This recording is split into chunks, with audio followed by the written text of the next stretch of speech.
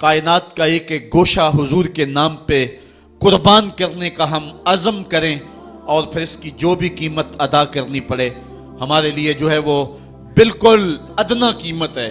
میرے امام نے کہا تھا، آج بھی بریلی کی گلیوں سے صدا آتی ہے، کروں تیرے نام پہ جاں فدا، نہ ایک جاں دو جہاں فدا، دو جہاں سے بھی نہیں جی بھرا، کیا کروں کروڑوں جہاں نہیں۔ کہتے ہیں حضور میں آپ کے نام پہ جان وار دوں، پھر کہا ایک جان کیا میں سارا جہان وار دوں، اور پھر کہتے ہیں حضور دو جہان وار کر کے بھی دل نہیں بھرا ہے، آپ کی چوکھٹ اتنی اونچی ہے، کروڑوں جہان بھی ہوتے تو آپ کے نام پہ نچھاور کر دیے جاتے۔ تو حضور علیہ السلام کی آبرو، حضور علیہ السلام کی عزت اور حضور کی ناموس کا پہرا، یہ اہل ایمان کی زندگی ہے اور ان کی زندگی کا درہ ہے اور ان کی زندگی کا شیوہ اور دستور ہے۔ کتاب رحمت کا مضمون دیکھیے، آج آپ کو کئی لوگ بزدلی کی تبلیغ کرتے دکھائی دیں گے، مختلف چینلوں پہ بیٹھے ہوئے کمزور باتیں کرنے والے بھی آپ کو دکھائی دیں گے، کسی کی بات پہ کان نہ دھریں۔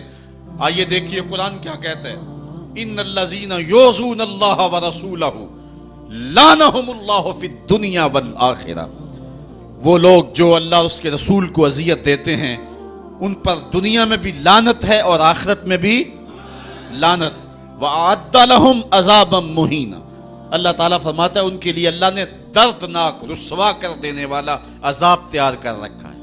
اور آگے چل کے اسی سورہ احزاب میں فرمایا ملعونین، وہ لوگ لعنتی ہیں، یہ قرآن ہے، ملعونین، اللہ کہہ رہا ہے یہ بدبخت لوگ پھٹکارے ہوئے ہیں، اینما سوکفوا اخذوا وقتلوا تقتیلا، جہاں بھی پکڑے جائیں ان کو گن گن کے قتل کر دو۔ ابن خطل نامی ایک بدبخت تھا جو حضور کی توہین کیا کرتا تھا۔ آقا کریم علیہ السلام جب مکے سے ہجرت کر کے مدینہ تشریف لائے، مدینے سے پھر دوبارہ مکے میں جب حضور جلوہ فراز ہوئے اور فتح مکہ کا روشن واقعہ ہمارے سامنے ہے، تاریخ آپ پڑھیں، اس وقت حضور علیہ السلام نے حکم دے دیا تھا کہ جو معافی مانگے اسے معاف کر دو، جو دروازے بند کر لے اسے معاف کر دو، جو امن مانگے اسے امان دے دو، جو ہتھیار پھینک دے اسے امن دے دو، جو معذرت کرے اس کی معذرت قبول کر لو۔ لیکن کچھ بدبخت گستاخان رسول کے بارے میں فرمایا یہ جہاں بھی ملے ان کے ٹکڑے کر دو۔ ان میں سے ایک بدبخت ابن خطل تھا، اس کی دو لونڈیاں تھیں، یہ دونوں گا گا کے تنقیس کرتی تھی حضور کی اور یہ شعر لکھتا تھا۔ ابن خطل جب حضور علیہ السلام کے لشکر کو مکے میں آتا ہوا دیکھتا ہے تو اپنی جان بچانے کے لیے کعبے کے پردے کے اندر چھپ گیا۔ اہل ایمان جب طواف کر رہے تھے تو کعبے کے پردے کے اندر چھپی ہوئی کوئی چیز دیکھی، انہوں نے ٹٹولا دیکھا تو ابن خطل تھا، پناہ تو اس نے کعبۃ اللہ کی دیوار اور پردے کے درمیان لی، لیکن حضور نے تو کہا تھا جو ابو سفیان کے گھر میں چلا جائے اسے بھی امن دے دو۔ حرم تو امن کا مرکز ہے ہی ہے، جو ابو سفیان کے گھر چلا جائے اسے بھی امن دے دو، اور یہ کعبہ کی دیوار کے ساتھ چمٹا ہوا تھا اور کعبے کے پردے کے اندر چھپا ہوا تھا۔ صحابہ نے عرض کی حضور ابن خطل یہاں چھپا ہوا ہے، فرمایا اس کو یہیں سے نکال کے قتل کر دو۔ چاہے زمزم اور مقام ابراہیم کے درمیان جو جگہ ہے یہاں ابن خطل کو قتل کر دیا گیا، اس ناپاک کے گندے خون سے حرم کی زمین کو پاک رکھا جاتا اور اس کو حرم سے باہر نکال کر کے قتل کر دیا جاتا۔ یہی قتل کرنے کا حکم دیا، کیوں؟ زمانے کو بتلانا مقصود تھا کہ حضور کا گستاخ چند سانسیں بھی زندہ رہنے کا حق نہیں رکھتا ہے، اس کو وہیں قتل کر دو۔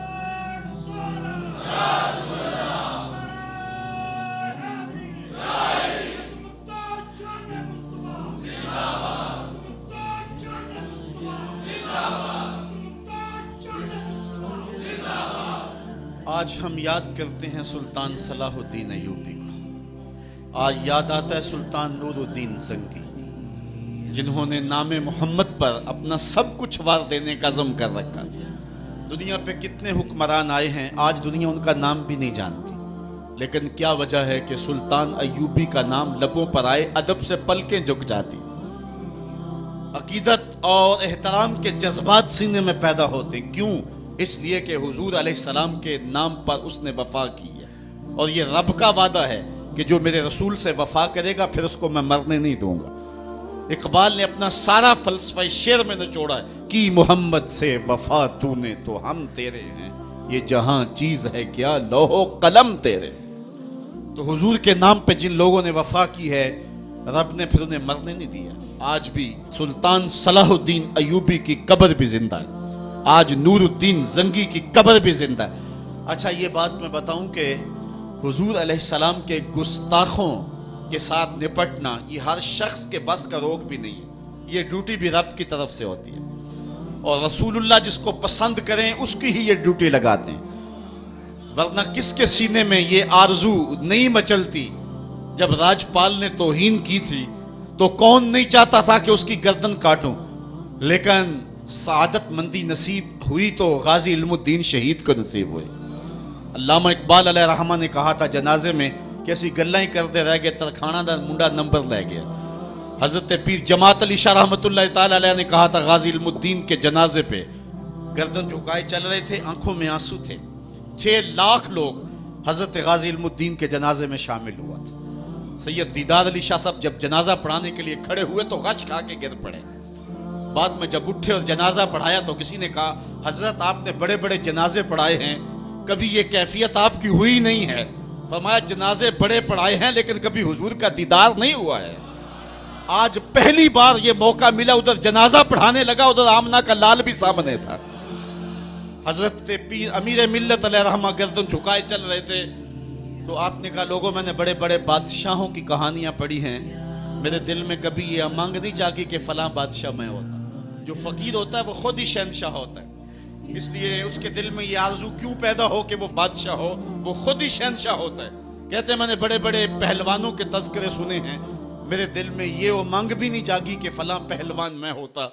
اور پھر فرمانے لگے لوگوں میں نے بڑے بڑے ولیوں کے تذکرے سنے، میں نے کبھی یہ آرزو بھی سینے میں نہیں پائی کہ فلاں ولی میں ہوتا۔ لیکن آج غازی علم الدین کا جنازہ لوگوں کے کندھوں پہ جا رہا ہے، میرے دل میں آج یہ انگڑائیاں جذبات لے رہے ہیں، کاش آج اس چارپائی پہ جماعت علی شاہ ہوتا۔ یہ آرزو، یہ تمنا، یہ خواہش میرے دل میں انگڑائیاں لے رہی۔ یہ سعادت مندیاں ہیں، یہ خوش نصیب لوگوں کا مقصوم ہے، اور یہ مقدر والے لوگوں کو سعادت مندی نصیب ہوتی ہے۔ یہ یہودی یہ شروع سے پیغمبر حسن و جمال حضور علیہ السلام کی توہین و تنقیص کو شعار زندگی رکھتے ہیں۔ تو ایک زمانے میں انہوں نے سازش کی اور آقا کریم کے روضہ اطہر سے حضور کے جسد اطہر کو چرانے کی سازش کی، اور جس کی حفاظت میرا رب کرے کون اس محبوب کا بال بھی کا کر سکتا ہے۔ یہ جو کچھ ہو رہا ہے یہ ہمارا امتحان ہے، ورنہ جس کے سر پہ وارا فانا لاکا ذکر کا تاج میرے رب نے رکھا ہے، بھلا اس کی شان کو کوئی گھٹا سکتا ہے؟ جدا ذکر خدا بلند کرے کیڑا جمعہ اس نو بند کرے، اس ذکر دا حافظ آپ خدا پڑھو لا الہ، خود اللہ حفاظت کرنے والا ہے ذکر کی۔ یہ تاج رب نے محبوب کے سر پہ رکھا ہوا ہے، اس لیے چاند کی طرف منہ کر کے تھوکنے سے چاند کی نوری کرنوں کو میلا نہیں کیا جا سکتا۔ تھوکنے والے کا اپنا منہ گندا ہوگا، لیکن چاند کل بھی روشن تھا، چاند آج بھی روشن رہے گا۔ مدینے والے چاند کی عظمتوں کو کوئی گہنا سکتا ہی نہیں ہے، کیونکہ جس کے سر پہ ورفانا لکا ذکر کی چادر میرے رب نے تان دی ہے، اس کی عظمتوں کو کوئی گھٹا سکتا ہی نہیں ہے۔ یہ امتحان ہمارا ہے، یہ آزمائش ہماری ہے۔ اللہ اکبر۔ تو میں نے کہا کہ یہ سعادت مند لوگوں کا مقصوم ہوتا ہے۔ تو اس زمانے میں کچھ بد نصیب یہودیوں نے یہ سازش کی کہ حضور کے جسد اطہر کو روضہ انور سے نکال لیا جائے، اور پھر باقاعدہ انہوں نے 2 اشخاص کو وظائف پڑھا کر کے، داڑیاں رکھوا کر کے، جبہ و دستار پہنا کر کے مدینے میں بھیجا، صوفیاء کے، نیکوکاروں کے، علماء کے، زاہدین کے روپ میں، اور انہوں نے وہاں ایک جگہ کرائے پہ لے لی اور اپنی کارروائی کا آغاز کر دیا۔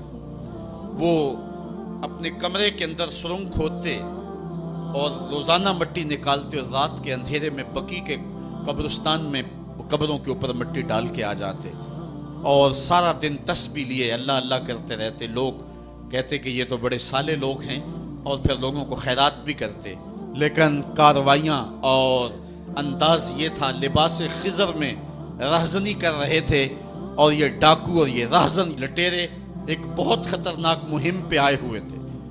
جب وہ بالکل قریب پہنچ گئے اور ایک روایت میں آتا ہے کہ حضرت عمر کے پاؤں کا انگوٹھا بھی ننگا ہو گیا۔